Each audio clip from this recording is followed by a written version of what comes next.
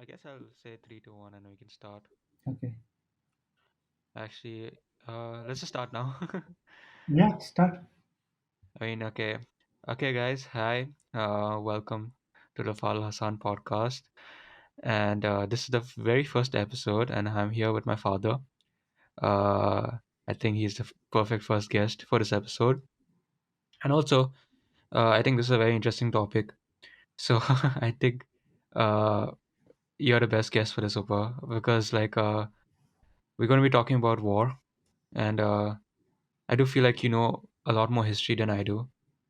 Uh, I was never really interested in history in school as much as I do now, but I do feel like there are a lot of issues in the world right now, and war is one of them.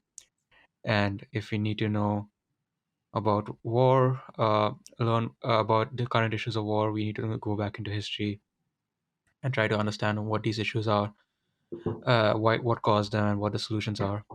So, yeah. So this is the very first podcast. Are you excited? Yeah, I'm excited. Thank you, Father. Yeah. And Do I'm you have any? excited to be your first guest. Yeah. Do you have any like words to say to like to grace us with this Yeah, first I episode? would like to say that all the best for this podcast series which you are going to undertake. And I'm Uh, honored to be your first guest. Let's Thank you. see how it goes on. Let's see. Let's make it best. Yeah, let's try to make this the best episode. I mean, like, there's no pressure on it, honestly. But what we're trying to do is like we are trying to like basically have fun here, and we're gonna have a nice conversation. And hopefully, this is a really good episode, and people really tune in.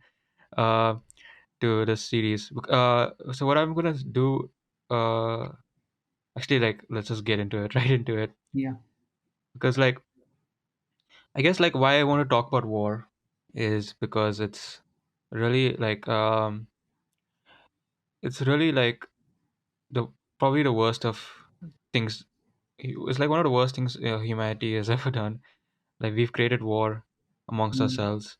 We Yeah. created it goes all the way back to Yeah. ancient battles to now Mm. current modern warfare, and it's constantly a battle for economic power or like geological land growth and land grabbing and uh, but it's like also I guess we live in a very complicated world, and we all have very a lot of desires and a lot of things, and a lot of different ideological differences, and a lot Yes. of different various factors. So I feel Yeah. like that's why we have to talk about war, uh, and it's really and to see why wars are caused particularly, and also the solution to wars, like how do we like prevent wars from happening, or how do we stop current wars. Yeah. So I guess we can go ahead and start. I guess like because I was recently reading about Taliban occupation. I feel like at this when you're hearing this at this point of our when this podcast is released, I'm not sure when it's going to be released, but at this point, I feel like Taliban has like entered almost the outskirts of Kabul and have captured all like pretty much major provinces of Afghanistan. Yeah. So uh, like w- I would go back to you. Like, what do you think the war in Afghanistan? Like, how far does it go back? And Oh, it goes back really, you would say, since the Soviet invasion, So it would see in 1979, the Soviets invaded Afghanistan, and then the US had a policy of containing socialism or Marxism or communism. So they went and supported the Mujahideens who started fighting against the Soviets. So they funded, trained, uh, including, you would say, the earliest members of Al Qaeda. So they were part of the Mujahideen. And then what happened was that Soviets were defeated, or they decided to go from Afghanistan because this cost a lot of money for them to sustain. And then by within 3 years, the Soviet Union collapsed also. And after that, what happened was that there was a civil war amongst the various Mujahideen sections, and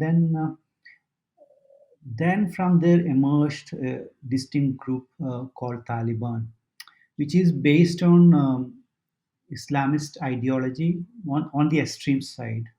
And then they had this Pashtun nationalism, and plus they have the Afghan as their territory. They want to take it back, and then they kind of took over Afghanistan. But the problem was that they had an extreme version of Islamist ideology, and they implemented that, and that was not so good for human rights, women rights, and also they kind of became a pariah of the world.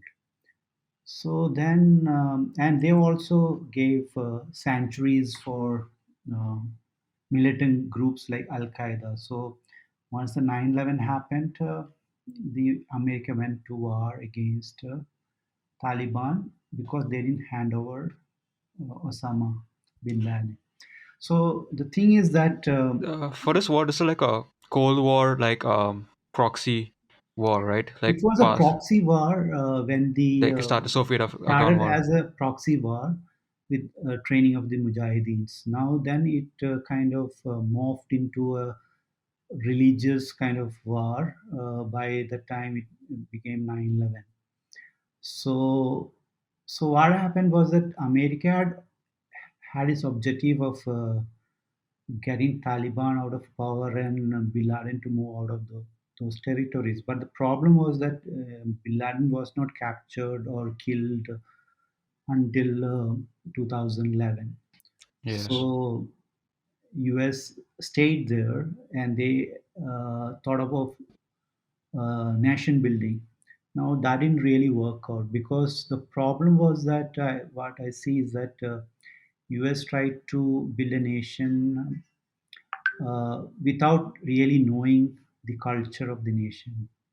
Hmm. They tried to put a government which was kind of corrupt, which had different political components, like alliances, like some from Pashtuns, some from the northern regions of Pakistan, similar to what is happening in Iraq. They tried to build a uh, government with various parties. Like in Iraq, it is like Shia with Kurds with Sunni, and so I didn't. I think that didn't work out because of the corruption levels, lack of knowledge of the ground. Like formation of a political allied group. But here in Afghanistan, US faced a formidable grassroots level movement of Taliban. So I think when the US kind of gave a deadline for their withdrawal, Taliban went with the right strategy of capturing all the uh, small Yes. districts first, then the checkpoints, and like that. Do you think it's a constant problem of US just trying to like find different like obviously like there have been US has fought in many wars and have been in many different countries. But do you think it's like a common problem for US to like invade not invade but like to go to these different countries and try to set up a system that doesn't necessarily run with them? Do you think feel like the US is system the idea of like US ideology like freedom and equal rights, like those kind of ideologies like which US has, do you feel like it translates to many nations? Do you feel like other nations can I think they embody those have a ideas? good ideology of freedom, Or liberty, even and this tolerance. government system as well, like democracy and Yeah, uh, they have a good ideology of freedom, liberty, and democracy. But the problem that it doesn't work in all the countries. For example, the countries like Afghanistan is like it's dominated by Islamist ideology. For example, which has, if you really look at a moderate version, it has all the social justice, protection of the minorities, protection of the poor, all those good qualities of that there. But if you take it to the extremes, it becomes a problem. So the issue is that if you want to build a nation, it can't be built in a decade, 2 decades. It's a long drawn process. And the problem is when you spend taxpayers' money to build another nations. There is kind of a deadline for you to build a nation, and there is enormous amount of money is required. But Mm. these kind of stuff takes probably like maybe 5 decades, 6 decades, like that. If you want to build real good institutions, and then the US, I think, did not really see the kind of corruption, or did not try to block the kind of corruption, because they have a limited time frame. So they would pay off to get things done, probably. They get a Right. military setup and they'll pay off. So try to build things by paying off money. So money can't buy everything. So their ideology for will not work in most of the countries. So if you are on the Taliban side and look at they say their ideology of Islam based on the Umbadi ideology of Mm. Hanafi, madhab of Islam. So they would say that is much more better than the US ideology, and they had a system of governance by the tribal elders at local level, Yeah. and So kind do of. you like, Yeah, so like all these like there are different like versions of Islam, obviously, yeah, and then yeah, in places like Yemen, obviously, you see that as well. yeah, Like where the Houthis have this version of Islam, yeah, and in Iran is also a different like version. yeah, And honestly, like so many like Islam is like such a complicated religion in terms of like having different like forms and yeah. stuff. But I feel like, and also I feel like that uh, I don't think that Western leaders kind of completely get that idea that we have such different forms and Yeah, the thing is that they don't absorb Islam to its fundamentals. So if you see Islam as a religion, is a religion of peace and tolerance. It mm, has very good administrative systems. If they form there is a lot of kind of earlier examples how the Muslims rule various countries around the world. So there's kind of a tolerance they give it to really the most of the communities when they invade. mm, That's why they sustain for a long time in the like in the seventh, eighth, ninth, 10, centuries, and for a long time in India and many other countries, because they had given minority rights to the minorities. They used to take care of the security of the nation. So that kind of combination is there. But then what happened was that in the modern uh, times, we have some radical ideologies, which is like basically ISIS is a kind of a radical ideology which yeah. does not permit real good minority rights or women rights. So in Yemen, and then we have two major division in Islam, which is Sunni and Shia, which is so Sunni is the dominant form, and with 80% of the people Yeah. practicing Sunni Islam. But then we have Shia Islam, which is in Iran, and now Houthis are Shiites. So the problem in Yemen is like they had kind of a So a uh, lot of like, ideological differences, basically. local ruler till 60s. Then they went into a republic and stuff like that. But they had a lot of corruption for a long time with Saleh in power. Yeah, so like definitely like economic corruption is one also Yeah, thing. Like a lot of these like countries like obviously Ali Abdul Saleh. yeah, I'm not sure, is it the correct word? But yeah, he was the previous ruler of yeah, Yemen, yeah. and obviously he ruled for a long time. Hmm. But then obviously he got kicked out. Not kicked out, but he like He had during the a social uh, uprising. This we have yeah, this Arab Spring, the Middle East Arab Arab Spring, Spring in the Arab uprising. Spring, and basically he was like for in a way like because of a lot of and with Arab Spring like took place in a lot of countries Yeah, in the Middle East, and it because like it was mainly against corruption and stuff, and yeah, that many rulers in the Middle East were yeah, part of, and obviously in some countries it worked out, like the Arab yeah, Spring, like it became successful, and but in some other countries it turned out to be, like in cases like Yemen and I think Syria, like yeah, in both those cases, like now it's become a completely like a civil war, yeah, uh, and it goes back to saying that corruption and economic corruption is such a huge part into like a lot of wars which are uh, which are like to this day still continuing, like in Yemen and in Syria. Yeah, I Uh, think today's the reason for many of this is because of the economic issues, inflation of food prices, etc. Then a lot of mm. corruption, and then power to the elites. So all these are What, issues. what do you think, like a society, what do you think, which system do you think, like a government system is best for like running a stable society where like is like uh l- because obviously like in many places, like in there's so much corruption, like even in many countries which have like a democratic system Yeah, and I stuff. think a democratic system need a lot of literate population. So many of these countries have illiteracy quite a lot. So probably they would not understand many of the concept of democracy. So for them, they have been practicing religion for a long time. They know the ideas of religion quite a lot.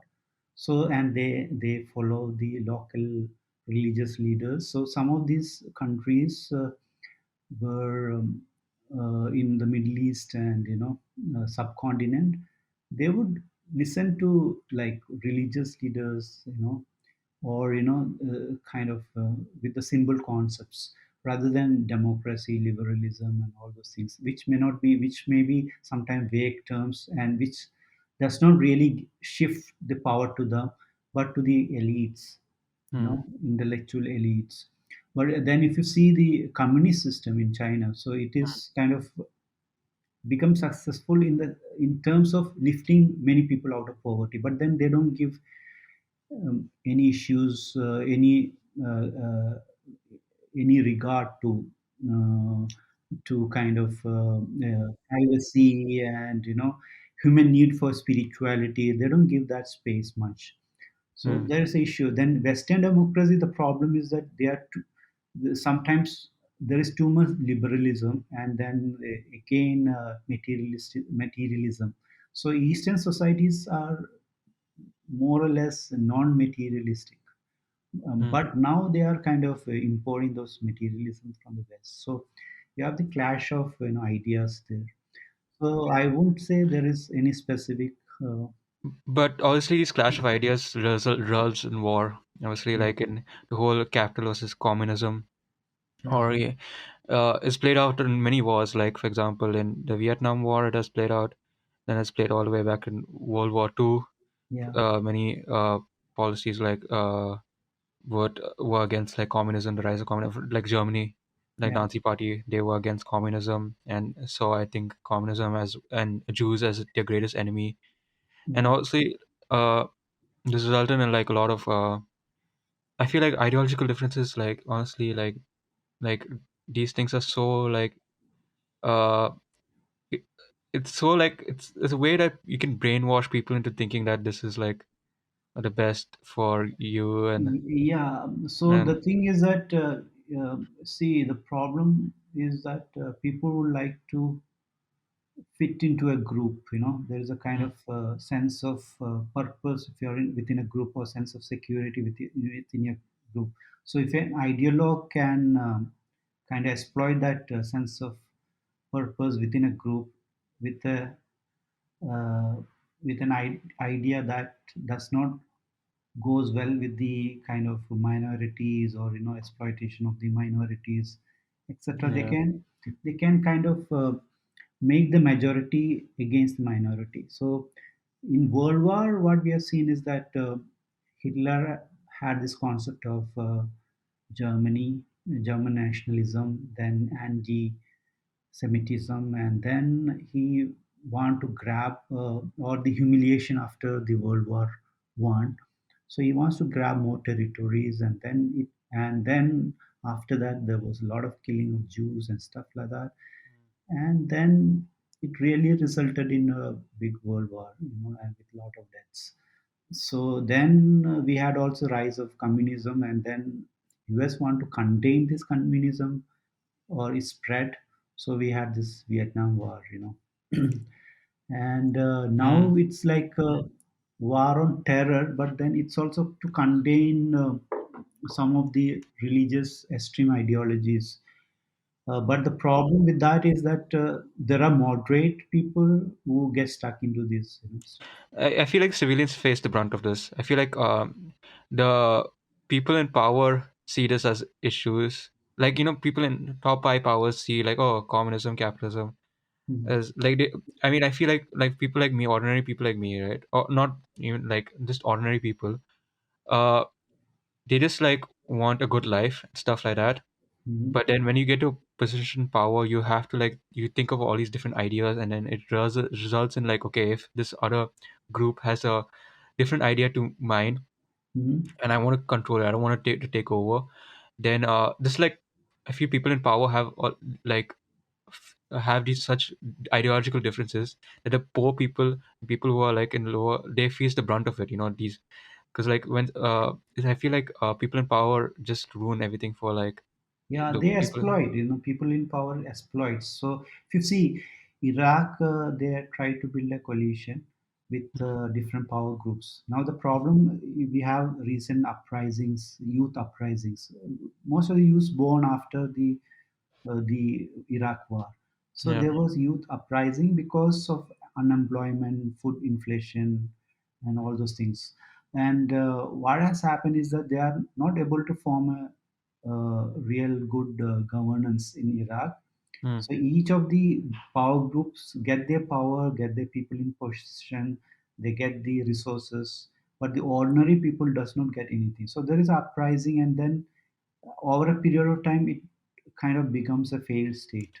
Yeah, So that's like one of the even things. in And Vietnam, like millions of people died yeah, in there's so many people. Like it was like probably one of the worst wars. Like even American troops, like yeah, there are a lot of protests as well. Like in during the Vietnam War, from even in America, like they're saying stop sending our troops there. My son is going to get there to just get killed. yeah, But obviously, like the leaders didn't really leaders knew that this was going to be a bad war, yeah, and like obviously they knew their operations were going to fail because uh but they still send their troops, they still send their troops in because yeah, they thought they something would come out of it and they would win the war, and they yeah, gave all these false hopes to people yeah, think the war would end. But then it didn't like turn out the way it obviously didn't turn out the way they expected it to or wanted it to, and it became like one of the worst wars ever. Like led to a lot of civilians dying, and yeah, like whole like South Vietnam just falling yeah. apart into pieces.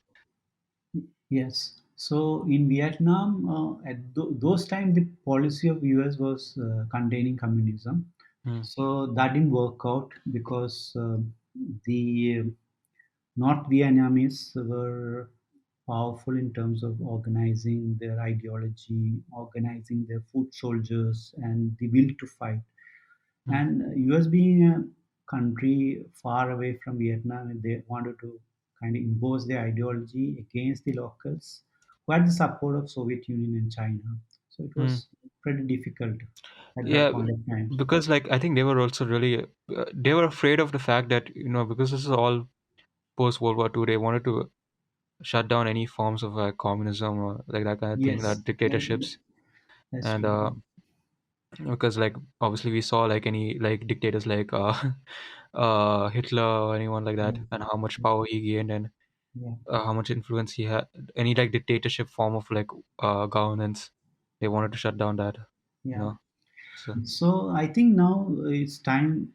Now US, after today's news yeah, from Afghanistan, that Taliban might have reached Kabul, or would have more or less kind yeah, of but I'm not sure. Like I hope, like I just to all the people in Afghanistan, I just hope that you guys, honestly, these people don't deserve it.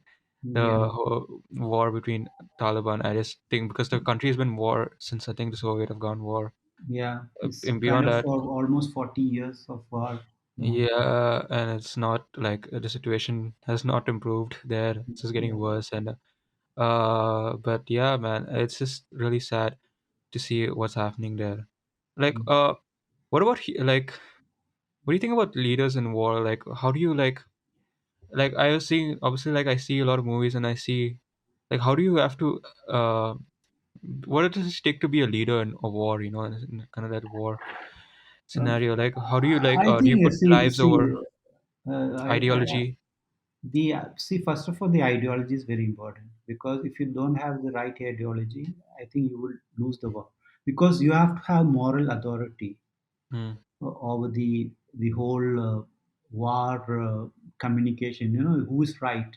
Now, if you see, the ideology of US is Western democracy, whereas the ideology of Taliban is religious ideology, which most of the people or the locals from the villages will adhere to.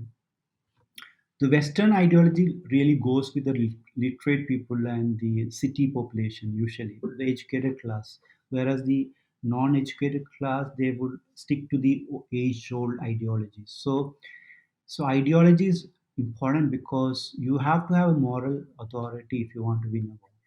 Hmm. Then, of course, in terms of leadership, they have to know the place they are having the war, because US is coming from a distant Hmm. country, Hmm. whereas Afghanistan is a country full of mountains and Yeah. a lot of issues with the terrain, and and they did not have any grassroots support. That's why, if within like 10 days they spent 1 trillion on the entire Afghan war, plus they would have spent Hmm. billions of amount on the training of the soldiers, but most of the cities fell without any resistance, Hmm. like the commanders gave away. But there is a kind of precedent to this, because usually, if you see the way Taliban is fighting, if you really read Sun Tzu's Hmm. Art of War, you can see many of those features, because it's like defeating the enemy without fighting. That's one thing. Then moral authority. That's another thing. So I think And US, Sun Tzu is Chinese uh philosopher. okay. He's a Chinese philosopher who lived thousands of years back. Hmm. So he has written a book on the art of war. So if you see, most of the theories he has kind of written down those times are really kind of uh, applicable. And I think if you read that book and read the Afghan War, you can see US did not apply any of those. They did Hmm. not have great leadership. They do not have any, I mean, great leadership in the military front, I would say, especially on the Afghanistan military, which they trained. They all disappeared. They were Hmm. corrupt. So there is no great discipline in the leadership there. Is it Then, is it because so of the whole rush? They rushed into the whole yeah, and war. then swift. Taliban was very swift in there. Hmm. So if you really look at the principles of Sun Tzu, I think it all worked there. I think Taliban really understood that, and US or the Afghan did not understand that. So, Yes, and Taliban I are just would, casually reading Sun Tzu. yeah. They're reading Sun Tzu and they're And even keep. I read a report today that although US says Afghan has 300,000 troops, the numbers has been inflated, because some of the commanders on the ground will say they have like extra level of troops, and in fact they are not non-existing troops, they are only on paper, Hmm. and just for the number of troops they would have been paid money, I believe. Hmm. So most of the troops did not fight at all. Only at couple of places, Lashkargah and some other place, they had a fight. So it's But most of easy. the places they never had a fight. This was just so simple for Taliban then. Yeah, so that's why if you see again in Kabul, you will not see a fight. They mostly will be a surrender, because that's like, if you that's again from the Sun Tzu's book, that defeat the enemy without fighting. Yeah. So Do you feel like, like obviously like because like post 9/11, right? It's obviously yeah, the war on terror began, and yeah, see, like as a leader back then, when you see like your country as if you're President Bush or something, and you see like something devastating happen to your country yeah. like that, do you feel like he had no other choice but to do what he did, or See, uh, he had a moral choice to kind of go in there and defeat or give them a real good punch. But the thing is that It was more complex than that. Just to go in there, and how do you kind of exit? There was no exit policy. So when you go in first, you need to know how will you exit. What are the consequences of the consequences of the consequence? I mean, fourth order effects you need to see. Hmm.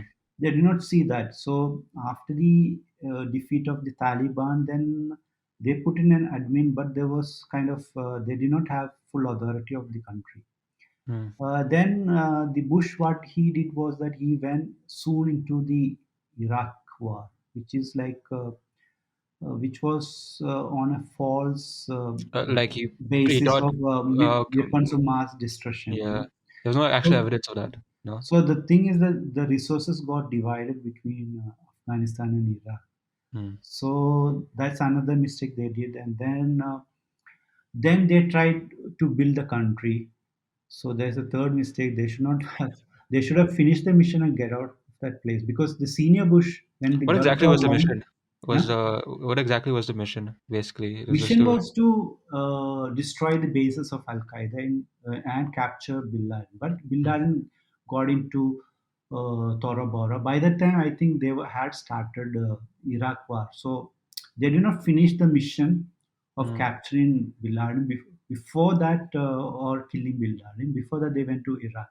So what they should have, probably, this all in hindsight we are able to say, is that they should have killed and get out of that place, because in Gulf War One, the Bush senior, when he defeated the Iraq and gave back the liberated Kuwait, he just finished the mission. So then US did not have much cost, and the most of the cost were borne by Saudi and Kuwait.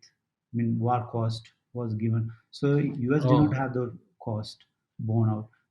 But in this, the costs were not borne out by any other country. The US itself borne out the cost. So they should have got out of the Afghanistan after either kind of dismantling all the terror networks, or but that was like still like, I mean, it's so hard. I mean, I don't think they could, because till this day they still haven't done. In terms of like, it's not much.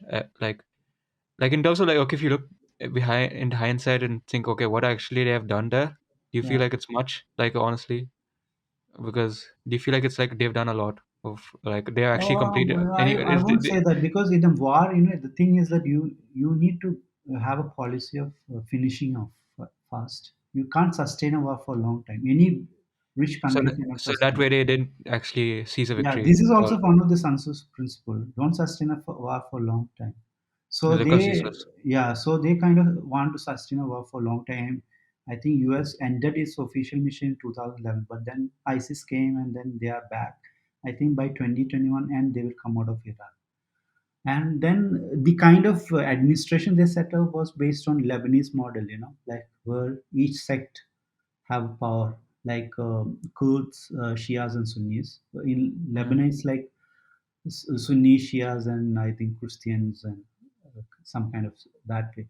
And in Afghanistan, they had some from North and some from Pashtun and some other people. So they tried to form a government based on the kind of vote sharing, or not really vote sharing, kind of power sharing agreement, between various groups. mm. Whereas in US, it's not like that. Whoever wins the election, it's not like based on one community or one. Yeah. So I think that as a weakness, in that kind of a power system, as a weakness, I believe, because Mm, then they each elite try to grab resources for their community, mm. not for the entire nation as such.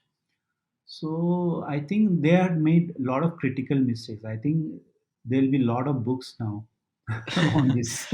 I think also these critical mistakes also play out to the whole like the cycle of like, did Sun Tzu ever say anything about like cycle of war or like how if you start a war never ends, and then He said, if you are getting to war, you need to finish up fast.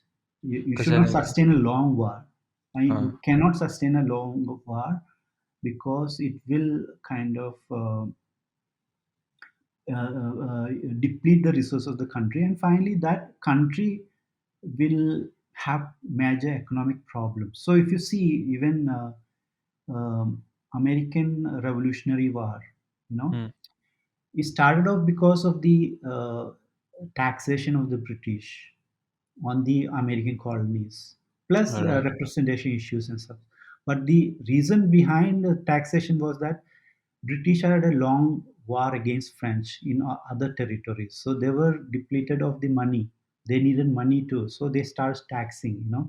So that was a long war they had with French over there, and so they were depleted of resources. So any long war deplete resources, and also the motivation. Now the guys who fought in 2001 2, there would be like say middle-aged people, and then the guys who are going now, it's young people. So the thing is that there is a lot of kind of um mental issues, and motivation issues of fighting for a long time.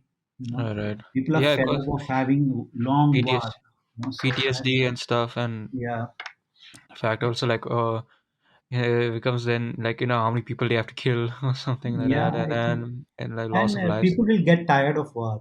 So you're speaking of the war, war, war. Plus, yeah, economically as well, like you're spending trillions of dollars on something Yeah, that could have spent towards the bettering of your economy and yeah. They could have spent. improvement. I mean, see now with this war, U.S. would have spent a lot of resources. They estimate about 1 trillion. Maybe might be more. There are a lot of intangibles not really calculated. Mm. Like for example the PSD, PS post PTSD, post traumatic traumatic stress. stress disorder. Yeah, so they would have spent a lot of millions of dollars on treatment of those patients, and then economic Yeah. output of those patients. So they spent quite a lot. But what happened with this 20 years? See the weight of dominance in the world has shifted slightly to China. China has Mm. been developing for 20 years. Last 20 So years they have been while developing. US is fighting So a war. US is fighting a war here. So I think if they have spent those resources well for their country, for the infrastructure, Mm. for the economic growth, that would have been really better. So I think they should have finished off the war in 2003 or something like that. They would have had 17 years of good times. Yeah, but obviously right now again it's like do you feel like right now like US has to stay like in like Afghanistan because obviously it goes against their I plan. think they should not stay. Although we will say Taliban is not a great government, it's the no country can go and rule another country in modern times. So we'll have to see how Taliban 2.0 is there. Whether they have kind of become lesser extremist and more moderate. We'll have to see how they govern, and then there are other things which with the world community can take against them. Hmm. But ultimately, even if Taliban is there for a long time, and if they don't do a proper justice of governance or Hmm. economy, ultimately the people of Afghanistan will realize themselves, and then probably they will throw Taliban out. So Will I it be like think a civil war again? I mean, now at this point of time, I don't think there will be a civil war. But I'm saying about 3 4 decades of wrong rule. Hmm. There will be like some civil unrest, and if you see in Uh, Iran, there is some but civil unrest, but it has not really come up. But there will be a movement, hmm. where this all comes up and kind of spread like wildfire. So we cannot create those moments, but the history will create by itself those moments where there will be uprisings, things like that, if the government is not performing well for a Hmm. long time. So ultimately people will get fed up. Hmm. Yeah, I mean honestly like uh for example the con like I actually will move towards something like the consequences of war. Yeah, Like, okay, because obviously, like, when we have one war, it can lead to another. And I see, as we're talking about this, like, we're talking about Afghanistan and how it has been in war for like several decades right now, and but do you feel like obviously, like, so much has continued from World War II, like, so much has changed since then, like the whole, like, I feel like because World War II technically led to Cold War, which led to this, Afghan which led War. to yeah. I mean, it's like a whole cycle Yeah, it's a of this. cycle actually. World War Two went to Cold War, then containment of communism led to Vietnam It War, changed the world forever, honestly. then Afghan initial Mujahideen war against the Soviets, then into the war on terror, now into the Yeah. Now, Afghan no, war. now we don't know what's going to turn out from that, but Yeah. definitely, So there is consequences after consequences. So when anybody starts a war, they should really reflect, or the national leadership, yeah, whether they they can should. sustain this war, whether there is a clear objective, whether local population is on their side in the sense Hmm. of in the sense of ideology, wise, things like that. Yeah, they should like really because like from World War One, like you'd see, I you think can World War One started World War Two because the German, the German were defeated. Then they yeah, had this economic crisis, and then hyperinflation. the rise of nationalism, and then the Yeah, rise of Nazism. like the people. I just read this quote like and I found this from another YouTube, but it was basically this guy. I'm not sure if you know him, but you might Carl Jung. This Mm, is like mm. Swedish psychiatrist or Yeah, something, yeah. and he told me basically Hitler was like what made him so attractive was that he was the I'm not sure if I'm saying this correct, but he's the unconscious voice of like the 73 million people million people in Germany. He's the collective unconscious voice, Collective, yeah, consciousness, yeah. and he used that Collective as unconsciousness, yeah. Yeah, he used so, that as a like he kind of then used that to form his party, yeah. The It's, Nazi party, and then slowly yeah, rose to yeah. power, and then Germans were humiliated, and especially after the Treaty of Versailles, they have to pay quite a lot of money, and mm, the and then along with that, they had this global recession. mm, So it became the right atmosphere for nationalistic feelings, and the rise of Nazism and Hitler, mm, and then Hitler's rhetoric then really influenced uh, the population, and he was able to become a dictator, mm, yeah, grab power, and then he started kind of thinking about expanding Germany to Poland because the earlier issues with Poland, and then he grabbed Poland, and then then they had this common enemy called the Jewish population, where they said it was because of them they were grabbing they all the lost the war. economy, and they lost the World War, and Mm. first because there was like many traitors amongst them, and all those things, all those. Where does idea come from? Because honestly, I couldn't find like particular reason. Like, why? I'm not sure. Like, do you know like why like they believe that like the Jewish cause? They had this concept of master race, Yeah. so the Aryans were So the was it? master race, and then they kind of built this concept into the Nazism. I think it evolved. It did not come right. Probably, Like, if you read maybe Hitler's Mein Kampf, you might know it did come at that point of time, but it kind of evolved, and then they came up with the final solution that is kind of killing all the Jews during the World War. hmm. So this idea kind of had evolution, and then it kind of became well Yeah. I formed, mean, and like, like obviously when I think of someone like Hitler, right? And he was just like he must have been really at the same time, and I don't know how I would be really interested. And it's not to say that I mm, support him, but I'm really interested to see how his brain worked, or like what he, like how what why he thought that such a thing. Because obviously, like the camps and yeah, the these guys are megalomaniacs, because they have a kind of different kind of brain. If you see even Stalin, Mao, they all had some ideology, but they also kill a lot of people. I think Mao killed most of the people, I think, during the Cultural Revolution, and also the Great Leap Forward, and also Stalin killed a lot of people.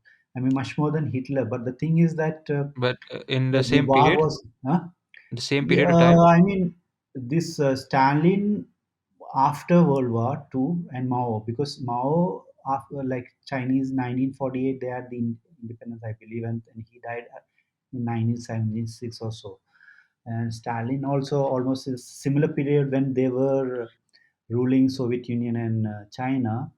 They had this concept of killing all the intellectuals or enemies of the state, and so Hmm. they put them in this camps, long-term prison camps, labor camps, they say it, and then many people die there, and then so it is estimated that Mao killed 50 million and Stalin killed Hmm. 20 million. So But like I was just really that's interested quite a because lot. like in seeing like how, because obviously we want to prevent someone else like another Hitler to Yeah, rise, so and if you see in the we modern yeah, times, we have Donald Trump was, but he I don't was a think he's megalomaniac in America, but they had good functioning institutions. Then uh, we have but he Netanyahu in yeah, Israel. yeah. I mean, he kills a lot of Gazans who are unprotected from aircraft and all those things, missiles from above. Yeah, but obviously, like, because, like, obviously, we want the whole idea for this podcast, like, to see how we can stop wars and stuff. But I feel like, because, like, obviously, like, he was, I think, from what I know for Hitler, he was very, uh, when the Germans lost the war, it was, like, very humiliating for them. And he used that as, like, a reason for, uh, humiliation was one thing. And then, obviously, he wanted to blame someone else. Yeah, And then, but then I'm just really interested to see like like how he rose to like such a mindset where okay, I'm gonna do all this I want, and then all these awful things, yeah. like I don't care what people think. I And think you should read then, the Hitler, Stalin, Mao. Then you should look at Modi now. I mean, I'm uh, not comparing to those guys, no, but still, the ideology is that, kind of what you say is that I think they have against like, minorities and blaming a particular community for all the ills in the society, or do you for think all the do you think that's historical issues. do you think that was just like a front for things, like okay, this is gonna be like there's other reasons behind, they just use that as like a Yeah, cover or like a disguise to um, basically, okay, gain power because, like, because they were. they're very ideologically indoctrinated, so that means they believe in certain ideology, and they mean that's the absolute truth, whereas in world there is no absolute truths. There is truth is kind of the sense, if you look at the religion, some will say this is the truth, other will say our religion is truth, so in many cases there are different variation of that. I'm not talking about the honesty part, but in the things is that what is the purpose of life, which race should be dominant, all those things. If you are trying to Mm, answer those issues, I think people have different opinions about that. So I think they all believe in certain absolute truths, and which may not be, you can't yeah, you yeah, can't really change which their. is not right for other people, which may Mm, not be right for other people. So if you look at Taliban, also they must be believing their ideology as the absolute thing, which may not be right for many other people.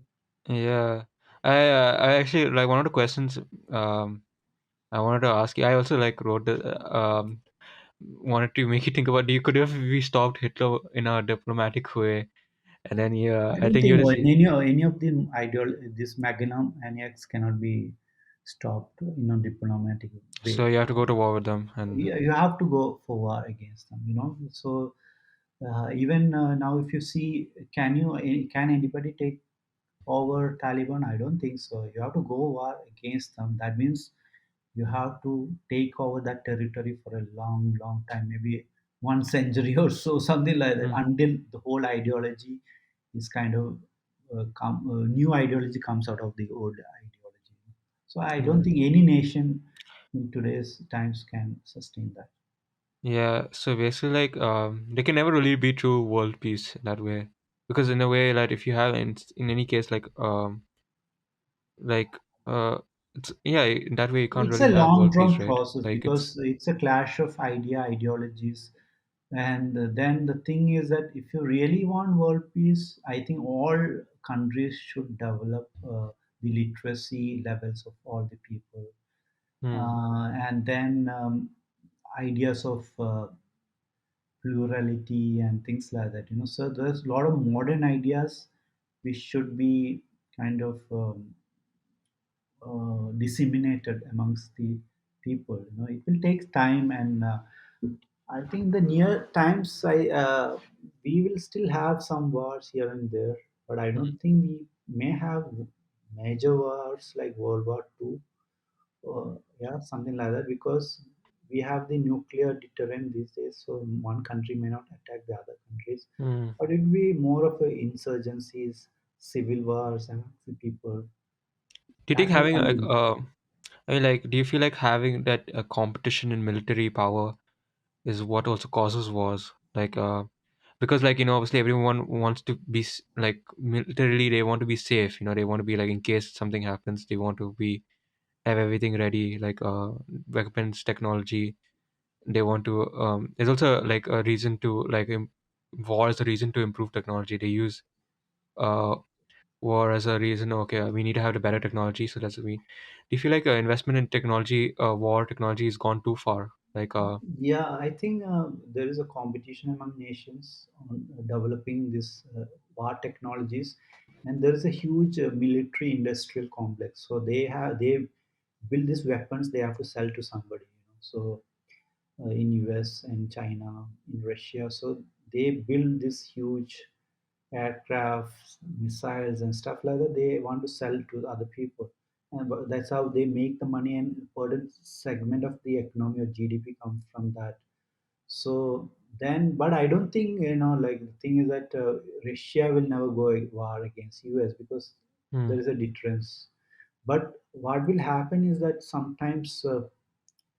um, sometimes there can be like some false starts to certain issues. Like for example, we had this in India, Pakistan Balakot strike, the hmm, Pulwama attack, then followed by Balakot strike, then capture of the pilot. hmm. It could have gone into a war if there was no sudden resolution to those issues, cool down of those issues. So I think the leadership has a lot to play around with it. And then what happens with this regional rivalries is that both the countries, Pakistan, India, will build their Do you think they'll go uh, to war? Like, no, do you no, know? it's hard because both are nuclear powers, but Yeah. there will be small skirmishes here and there. And then the problem is that if they go to war, it can end up disaster for both the countries. Yeah, So I think the problem is the leadership. I think the leadership are not kind to resolve their issues together, and from both in like in terms of India, Pakistan, both their leaders, right?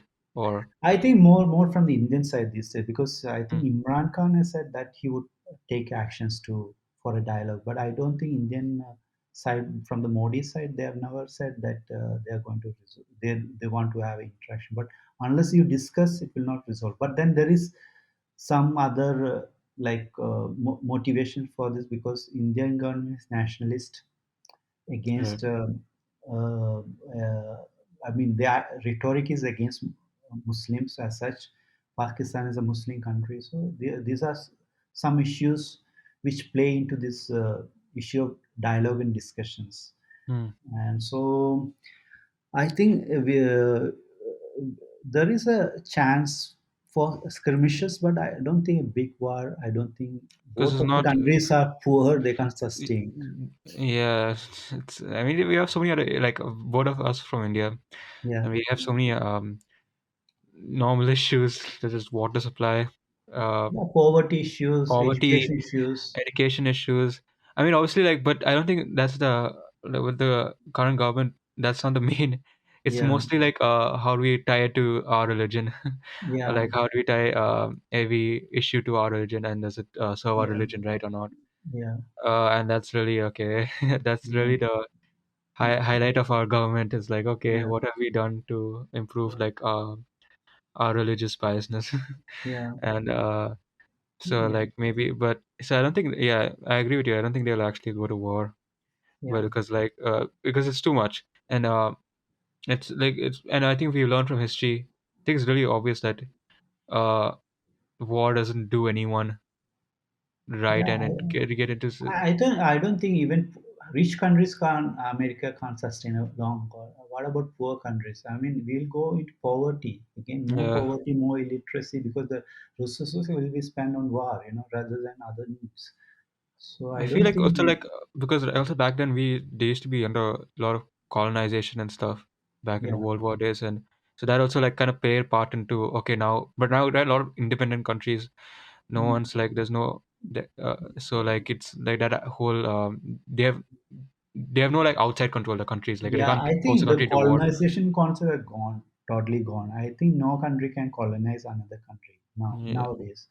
So I think so we have shifted from colonization to other Mm, ideological based wars, and mm. now I don't know like what kind of war will be there.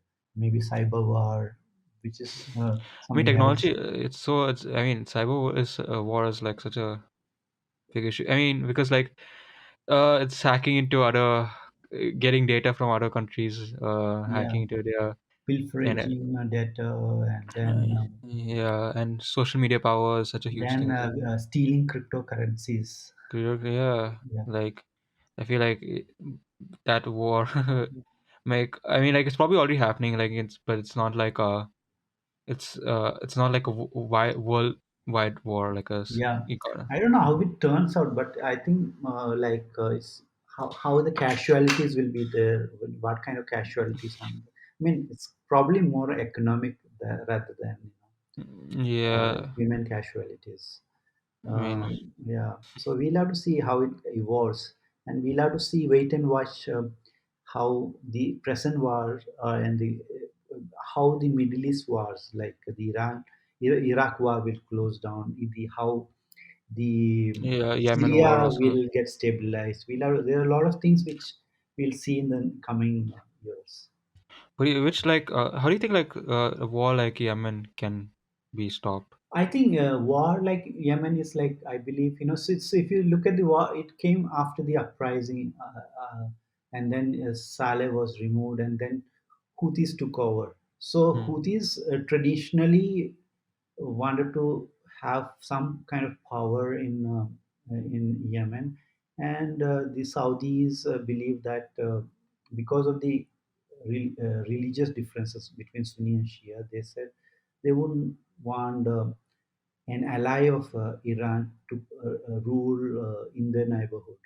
So Hmm. I think they all have to come to the table. They have to realize the Yemen war will not end from Saudi bombing from air, or Hmm. it cannot come into end like that. I think there should be negotiations, a settlement. There's political settlement between the Hmm. parties, and I think we have faced this problem of giving allocating power based on communities. Like if from we have seen from Afghanistan, Iraq, and Lebanon, it doesn't work. So we'll have to build some kind of new mechanism of how the governance system is established. Hmm. Um, Probably better by democratic, for each vote as each people person has one vote rather than Hmm. each community has certain hold over certain percentage of the power. It would be good like that. And then I think even the Sunni Muslims, some of them support Zaidi Houthis, because Hmm. of the kind of governance they did. So I think as long as a good governance is there for the benefit of the people, I think we should, As in many countries, like that's the thing. You need good governance, like yeah, otherwise it can go to complete chaos.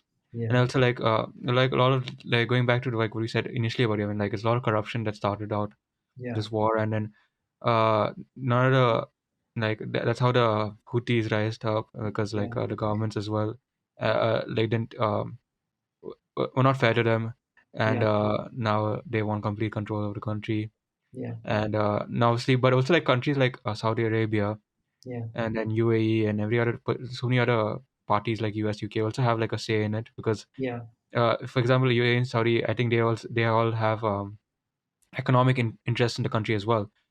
Uh, yeah. like okay, because like Yemen is, especially Saudi Yemen has like a lot of oil. Um, And uh, also the Sunni Shia divide between yeah, Iran versus Iran versus Saudi. thing. That's the thing. So they don't. Saudis don't want a country influenced by Iran to be in the neighborhood, or the government which is influenced by Iran. So that's one of the source. But then, how do you solve this? If you want to solve, you have to realize there are major communities. Houthis are a major community in Yemen. You Hmm. have to give them some power. There's no way they will go back out of that power. It's pretty much like the situation of Afghanistan in terms of like they, if you have to give them the this is Yeah. what they want technically, only for them to stop. Yeah, I Because this, think yeah, but in I think pretty much the situation in Afghanistan, Iraq, yeah, Syria, all these places they have different communities, mm, but you are trying to divide the power and allocate power based on the community, which will not work out. Should be uh, government form with good governance. But in Syria, the problem is that there is the Bashar al-Assad is from Alawite community. They are mm, a minority, but they hang on to power for a long time. And then, so there is a kind of people are not happy. Some of the population is not happy with the government. So it's pretty. I think it all boils down to a real good governance. Now, how you do it is the puzzle. mm. I mean that's what I want to talk to you about as well. Like what do you think is like what does it take to be like someone like a great leader to run a country? Like what does it take to, especially at times right now, if you're going to country which is war torn, has like very poor economic outputs. Like, what does it take to be a great leader in that country? Like, what do you need to look after for? Like, what do you think First is of like? all, he should be a visionary leader who should not really look at the personal gains as such. Hmm, You should really look at long term. You should be just, not corrupt at all. You should be able to build institutions, really good institutions. Then you should be able to take care of the education, healthcare needs of the people. You should be able to take care of the food and shelter needs of the people. I think there are a lot to do, but ultimately it boils down to a just leader, a leader who really uplift the people from poverty, from hmm, ignorance. So it's very hard for such leaders to come by. It's like hmm. you see one in a century or so, something like that. So you don't get all the Yeah. countries to produce that kind of leader. So a lot of education, a lot of right thinking. So I think one way is that in the long term, if you build really good education institutions which give these values of good governance, justice in society, and things like that, it is a long term thing. But and from there, and in different countries, not and amongst poorer societies, then I think these kind of people will Is there arise. any been like a person in history that actually has like made such a huge difference in terms of like bringing a country from like a very poor governance economic structure I to would like say, something which really. if I really look at his one is Umar bin Al Khattab. That's one Hmm, person because which comes to the mind. All this very old. He's the second caliph of hmm, Muslims, and the thing is that he had good governance, and he made sure there is no nepotism. hmm. Like he never made his relatives of governors of Yeah. territories. Then he made sure that there's no empire building within the country. In the sense, for example, if you're given a position of power, like Khalid bin Walid was given a position of power as a commander, but he removed him after some time after winning many wars because he did not want a person to dominate an institution. So I think and taking care of the poor people, building good administrative systems. I think lot. I don't think many people discuss that, but I think mm, he's a good model to see really build good system. And he never enriched himself. mm. You say you think he has like a that systems thinking approach where like he really thought very carefully about stuff and Yeah, he kind of yeah, very deliberative in a sense. He would consult his people, and then he was very fair. And if you look at the history, he was able to expand at those times is territorial power. He gained many territories, and one of the reason he was able to hold on to those territories is that he gave justice to the people who lived in those territories. So they felt the new rulers were just than the old leaders. So that's why mm, they were able to maintain those territories. And he built a lot of reforms into the society. And I think that's one example. I don't see. I mean, if you see, then probably George Washington. Maybe I think he would be a good example. When you had he's they the formed first a new, president yeah, first first president. president of US. Maybe he build a country with a good constitution, and of course there are many contemporaries at this time. But then someone said he could be a king, but he never wanted to be a king. When he conquered the British. So I think he was, I mean, he's one person who, in this recent times, Mm, had a significant impact on America. Because he didn't hold on to power. He didn't hold on to power. Then, I think yeah, yeah, there's like a lot of like probably like probably like there are a lot of deals out there that we don't know of, yeah, especially like yeah. But these like are the some of the things which we know, and where people did not want to um, mm, gain from their power. These are, I think, two individuals I know who did not really want to gain from power. mm, I don't know. There must be some other people. yeah, uh and whoever that is, like right now we need you.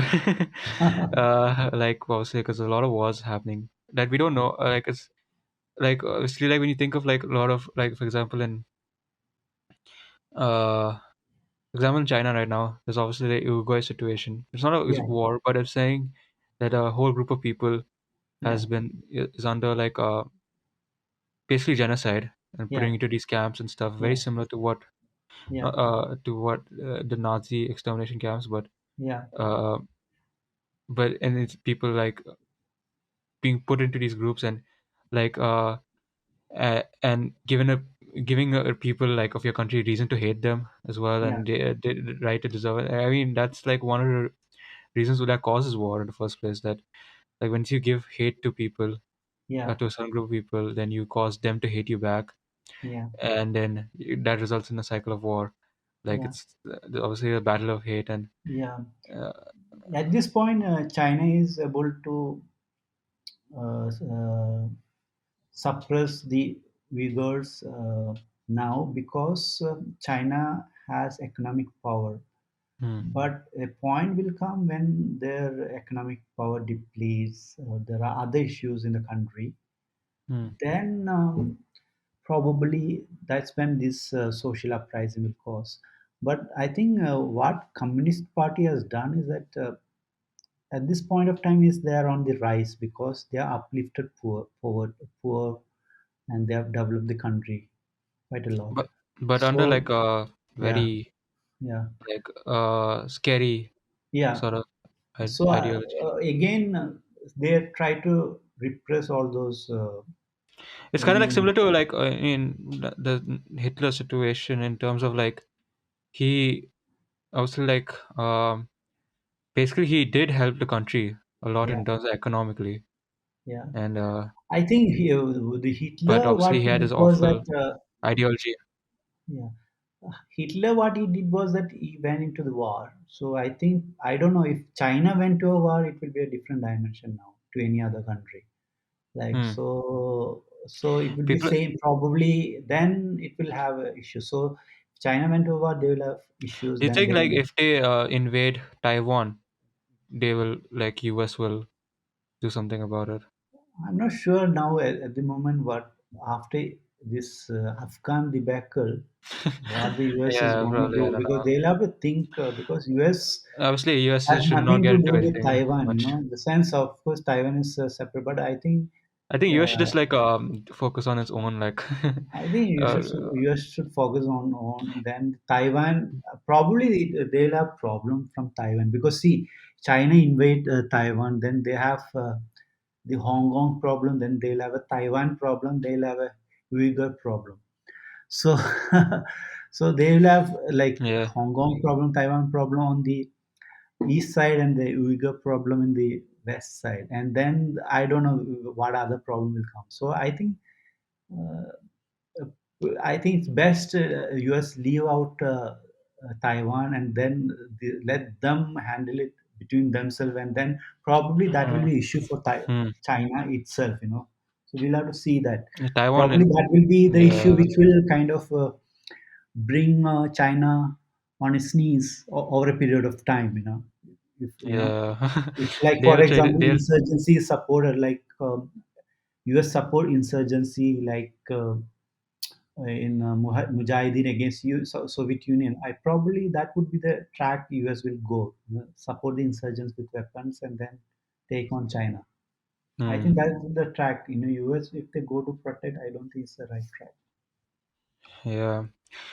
I mean, okay, so like there's one thing that I want to talk about. It's like basically like this is the end of World War II, and this was Hmm. like when US dropped atomic bombs on Japan.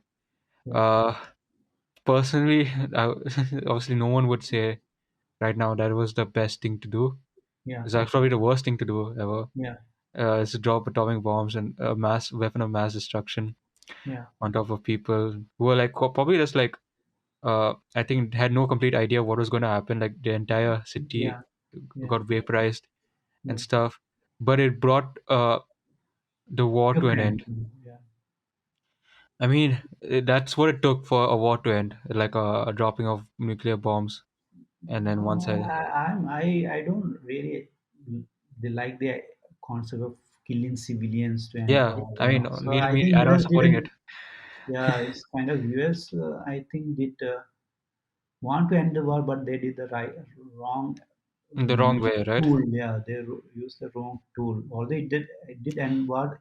War would have sustained for a little bit more time, but there must be some economic reasons why US wanted to end it, because probably the soldiers are tired and things like that, or they would not be able to capture Yeah, they couldn't Japan. like. I think they could like defeat Japan with on Yeah. ground Yeah, maybe forces. on So ground the Japan military must be more like aggressive on the ground. So there must be some reasons. But then they had Soviets on the other side to come and help.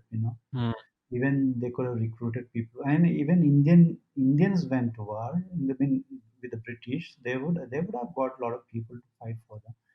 But I think the way they ended was really terrible. A lot of civilians died. a lot of civilians died, and that's literally what Wa- war does. Like Yeah, people die, yeah, and I think it's gotten worse. Over I forgot the name of the poem. I was trying to find this poem, but we did mm, this in back in school where they told it was about like how war got worse over time because of mm, like people is finding new ways of killing each other.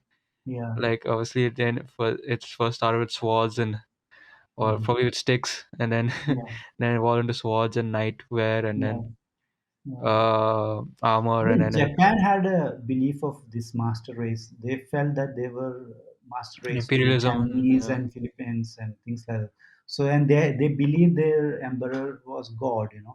Mm, And then the emperor has to come on radio and say to Japanese people, "I'm not a god." I mean, mm, the U.S. made the emperor say that. yeah, but yeah, I was saying that like war has gotten worse, like, and I don't know, like maybe like right to a point where nuclear warfare was a thing, and you could kill like millions of people in an instant. Yeah, Also right now was obviously like right now biological warfare, which is possible. yeah, Uh, yeah. chemical warfare. chemical warfare. Chemical warfare is like was there for like since the obviously Since World War One, they used to use trenches and mustard gas and stuff like that. yeah, Then I think they had a convention of not limiting or not using chemical weapons yeah, agreement. So that's why they don't use these mm, days. But I think they do use a little bit in, like, if you see some of the bombs which the Israelis send on Gaza, and they say there is white phosphorus and stuff like that. I'm not sure mm, about that.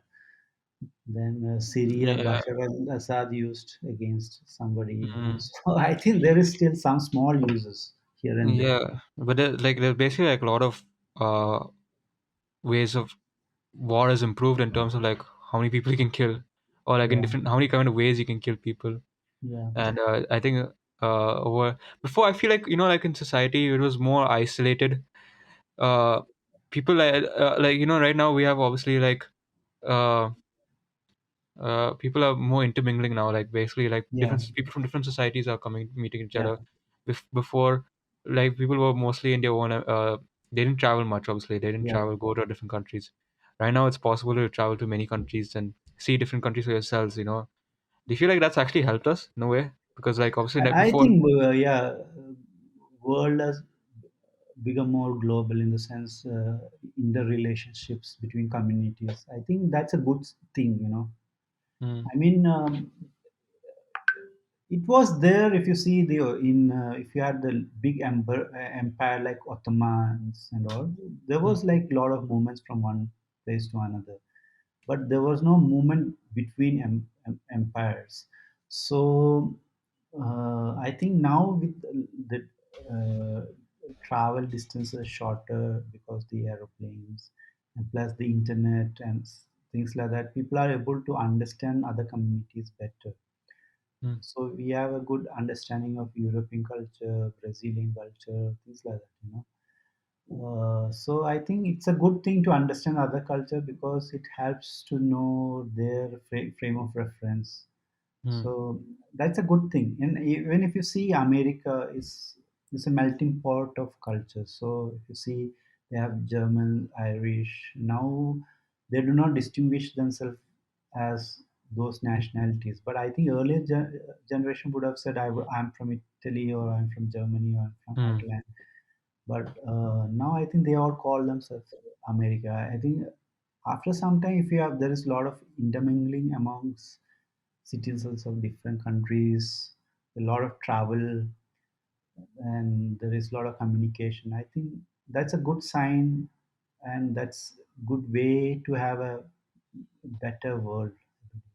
Yeah, people should be more feel like in contact with each other in terms of like like when you don't like judge people without Yeah. meeting them, that kind of thing. Yes. Yes. Yeah. That's true. Uh, just like because obviously that like literally results in uh, or like people see the worst of other people. I mean, like for example, maybe when Hitler, Yeah. like I think the reason why because, like there's this situation where he was in the trenches and then he a chemical bomb was dropped on his friends and Yeah. they just died Yeah. instantly and Yeah. uh, I think Yeah. that was like the worst of he seen like he saw the opposition as the person who throw maybe like I'm not looking to it, but you would definitely see the world in a different way when you see something Yeah. like that happen in front of you and Yeah. literally like what war does is like it shows the worst of us but it doesn't show the best of us. Yeah. It shows us like us trying to kill each other and stuff and but it should technically what we should try to do is see the best of each other uh Yeah.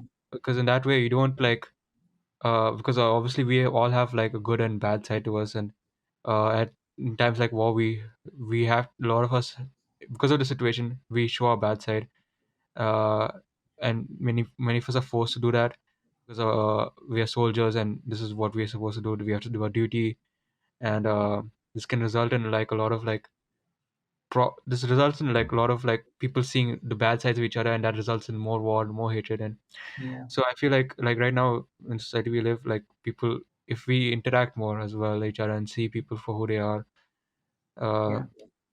that's really will help our society a lot in preventing further Right. wars and uh you know Yeah. yeah So I want to tell you a story. I recently listened to a story, a student debate. It happened in 1950s, I believe. And this was a Philippine student who was studying in America, I believe. He said about his story, and so the debate was about the kind of prejudice you have against other communities. So he said he had bad feelings against Japanese because the reason was that Japan occupied Philippines, and his father was in the military. He got killed, mm, and so he was raised up without his father, and there was a lot of uh, bad feelings about this war and his father's death. And after some time, when he was in probably in high school, his mother had an invitation from Japan, and the reason being is that his mother was the president of this Gold Star Mom. The Gold Star. I would say gold star. families. Okay. Families. That is the families which has lost their husband, or Okay. kids. So his mother was the president of that. She got the invitation. So initially they did not want to go to Japan because they had that kind of animosity mm, in against Japanese. So then finally they decided to go, and then they had this meeting with Japanese woman, and they start telling it their stories. The stories were that how they lost their husbands in this mm, war. So there he could see the other side of the mm.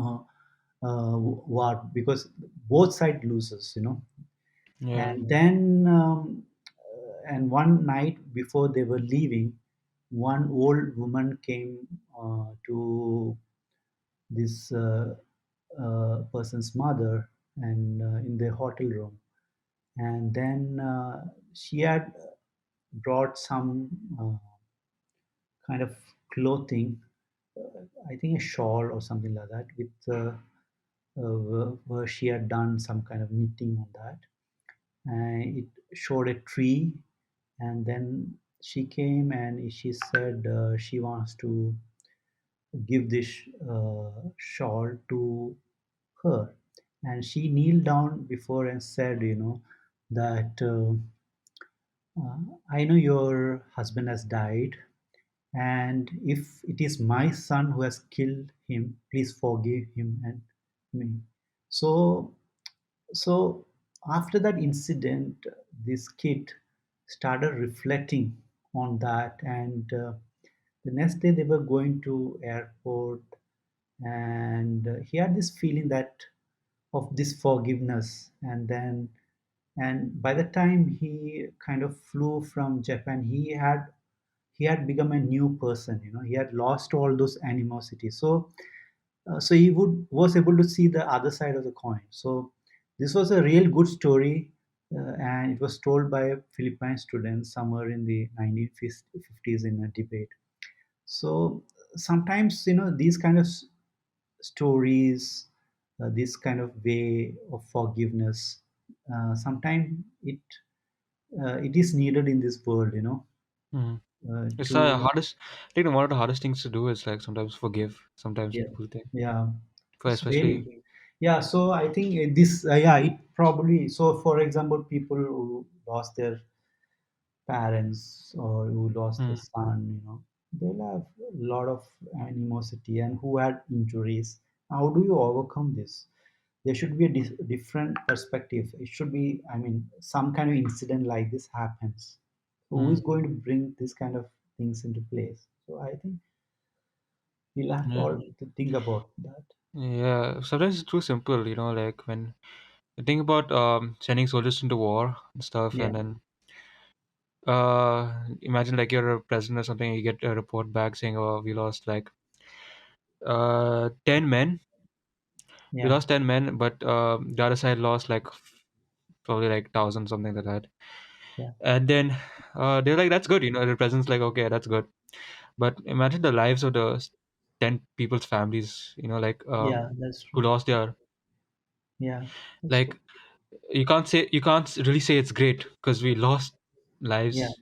yeah, And to one single family, that means a lot, yeah. um to you maybe it doesn't, because like uh because you don't It's know him just a number. personally. Yeah, and you think he's doing his duty, whatever. And Mm. but that person lost his life fighting for your cause. And maybe like you, maybe he also believed that, but then um the fact is that this is, in the end, it doesn't, that cause is not as much, like family is more important than, Yeah, family is more important than that cause, like being there, yeah. love, That's what happened in this all this Iraq, Afghan war. There was no reason why Americans has to lose their lives, lives. because it Yeah. was not needed at all. So especially for such a long time, they should have finished it with that mission long time back. But there's no justification for losing more lives and staying there. Hmm. Yeah, they should. I mean, I guess like there's no reason for any more wars to happen in personally. Yeah, I yeah. feel like we Better should, no war happens. Yeah. yeah, for like right now, like I mean, people have, because like, because see, both of us like have grown in like warless countries, in terms of like we didn't like really, there's no like, it's not like a war torn nation. We were like, oh, there was like a civil war fight. Yes, that's true. So like I can't really connect to those people, in terms of people who've been in through war or seen war, and I can't really connect to those people. I can't really completely understand what they've gone through, because like they've like, but I can, it's very simple for me to see, both of us to see that it's like we don't want to go through that. None of us want to Yeah, ever go through that situation because it's so bad. yeah. And uh, and many people don't want to go into that. And so like, whatever economic interests you have, whatever strategic interests, I do feel like it's important to keep the people's lives, importantly the first, their livelihoods, their, make sure like everything that is like uh the first thing, before you go to another country and say, okay, we have these interests here and we want to send troops. And because like when you cause, like when a lot of parties are coming into like one war, like you see in Yemen, you have like a whole struggle, and now it's like a humanitarian crisis, Yeah. uh where people are in starvation, the economy's gone down, Yes. uh houses are destroyed, infrastructure is completely Yeah. dismantled. And now it's really hard for anyone to save that country, Yeah. and be like, okay, because like whoever wins that war, like even if you think all to win, you're left with a country that is completely destroyed. Yeah. Like, so like basically like you're not, no one's winning it in terms of Yeah. like, uh, so in that case, like it's now into a situation now it's really hard to say what's going to happen. And you could say that for some reason I can just say that country is completely gone, and people should like, you have to accept that kind of possibility as well. It's really hard to rebuild a country, and it's really sad. And what we should do now is like, we can rebuild it together, like if we focus like as a The world community. can rebuild it. The Yeah, world can we rebuild have it, we but have individually a nation cannot build it. yeah, And that's I what I'm saying. think, Like, so yeah, individually no one can, like as a nation alone you can't like do anything. And I feel like powers like the UN and stuff, we should have like uh do more. Do you feel like I they have think so. UN has been on the sidelines for such a long time. I think it yeah. should be more powerful to stop wars. Hmm. So I think the problem is that we have this institution which was created at the end of the World War, but there is no major reforms which has happened in the structure of the UN. Hmm. I think any organization which is existing in this modern century, which has existed for 70 plus years, they should definitely go for restructuring of the structure. And Hmm. I think UN has not done much on this, so they're still in the old paradigm, and we have new tools, new ideas. So there should be some major reforms at the UN, I, f- especially to stop wars. I feel like UN also reacts more than acts, in terms of, Yeah, It's yeah, always like once something happens and goes to a point of really bad, then they tries to do something.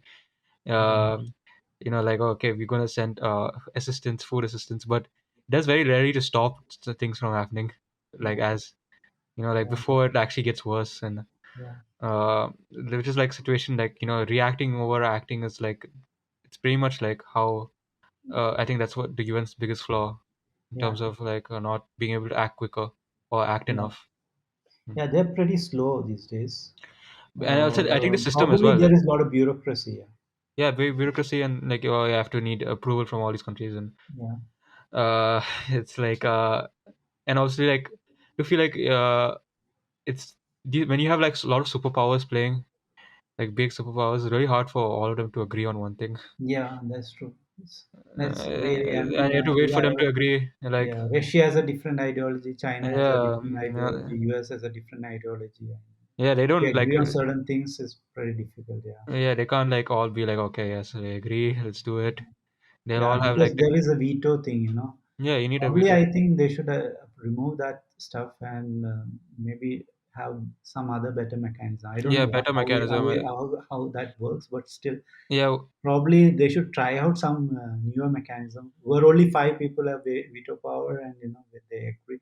If there are more people and then more people have veto power, I think there'll be at least somebody who says let's not go to war or let's not agree to this war. yeah, whatever mechanism it is, I feel like it should be better than this because like you can't have like because like like right now like the UN obviously has to focus on a lot of different issues. Yeah, Now obviously like there's a global hunger, yeah. pollution, There are a lot of good issues they are focusing. There are a lot of good issues there. yeah, yeah. So definitely the veto structure needs to change a bit. Uh, so yeah, I guess I'm gonna like think this is quite a nice chat we had. Do you have anything to add, honestly? Do you want to say something No, towards? I think it was interesting chat. Hmm. I think we were able to reflect on all these A things lot. happening around us, especially Afghanistan, Yemen, Hmm. Iraq, etc. Especially since I live in Dubai, it makes more important to understand these issues. Plus, what is happening in India, what Hmm. is happening in Palestine, Oh, and yes. all those things we need to have real thoughts, understanding, I do feel like this. prayers for these Hmm. people who is suffering. I hope the people who are listening to this have gotten some idea into like what we were trying to basically like what I want to do with this podcast.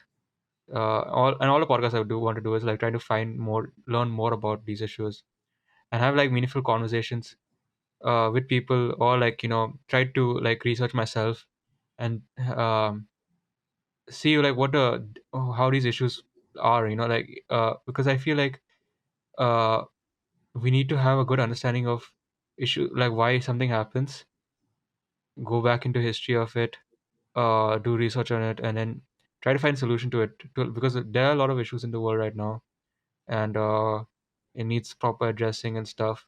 I do feel like people see these issues and completely ignore it because they don't understand it. So I hope from this podcast, what you've understood is that you have some idea what's going on. There are a lot of things that are happening, a lot of conflicts that are happening right now in the world, uh, and I hope that somewhat inspires you, this conversation, to probably take action or maybe like study more about these issues, because obviously even I'm learning myself more about the world.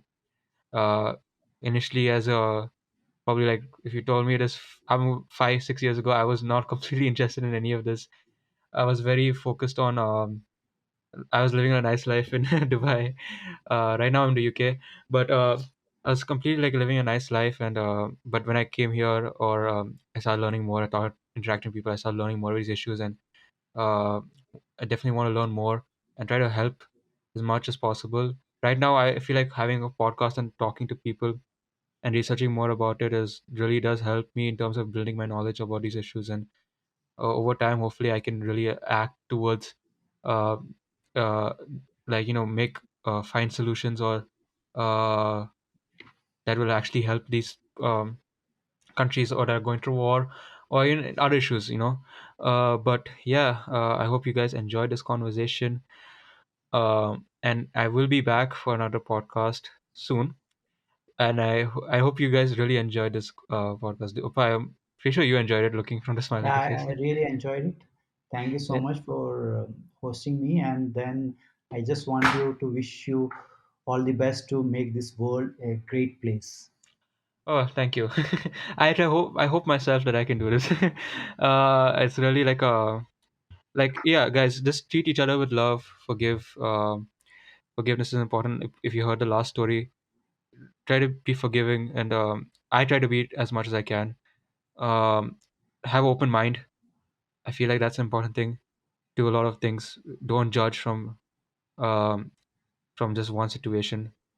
Look at uh, multiple perspectives and try to understand and keep an open mind. Think out of the box. All these different things will help us towards a world where we accept each other more equally. We think of each other with as equals, rather than one race or the other. We're all part of one race, which is the human race, and we should equally work towards bettering the whole of our society rather than just one significant part, rather than just one part.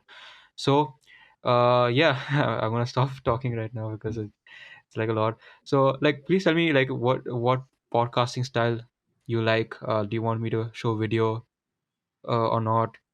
Uh, or do you prefer this, or yeah, just leave below the feedback that you can really that just any feedback or criticism. I take in all kinds of responses. If you like this podcast or where you dislike this podcast, please let me know. I don't. I really wish uh, I can improve as a communicator. Uh, like that's one thing I want to do. Like really improve my communication skills, and I hope this podcast is definitely kind of like is making me more confident with my communication skills, and that's definitely one thing I want to do. So yeah, just leave any criticism below or any feedback whether you like it or not. And yeah, I'll see you next time. Thank you for this podcast. Thank you, Pa. And Thank I'll you. talk to you. I'll Thank talk you, to you Father. later as well. Bye. Yeah. Okay. Bye. Bye.